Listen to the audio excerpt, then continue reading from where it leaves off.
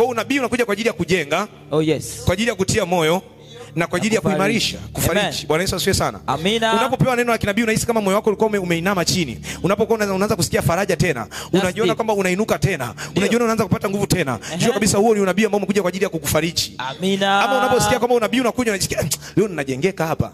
Leo najisikia kama leo ninakuwa, najiona nakuwa. Leo chakula nilichokula hapa kanisani. Huu nabii ni kweli, mtumishi wa Mungu ameniita, ameniambia jambo, lakini najiona napata nguvu baada ya kuniambia. Ninajiona naimarika tena. Naona ninainuka tena, kama nilikuwa nimekata tamaa. Ninajiona nainuka tena. Ninajiona ninakuwa tena. Ninaiona kesho yangu. Nilikuwa sioni, nilikuwa ninaumwa, nimejishaji katia tamaa na mimi nasubiri kufa. Lakini mtumishi ameniambia kwamba nitakuwa mzima, nitapona. Nimejisikia kufarijiwa. Nimejisikia kutia moyo. Huu ni unabii wa ukweli. Kwa hiyo unabii kazi yake kubwa ni 3.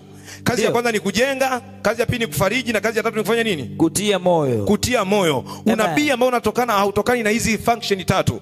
Unabii ambao hautokani na hizi kazi 3 sio unabii wa Kristo. Amina.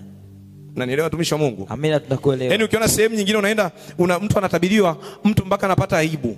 Anatabiriwa vitu vya ndani kabisa, unanielewa watumishi wa Mungu? Ni mambo ya aibu. Bwana Yesu asifiwe sana. Amina.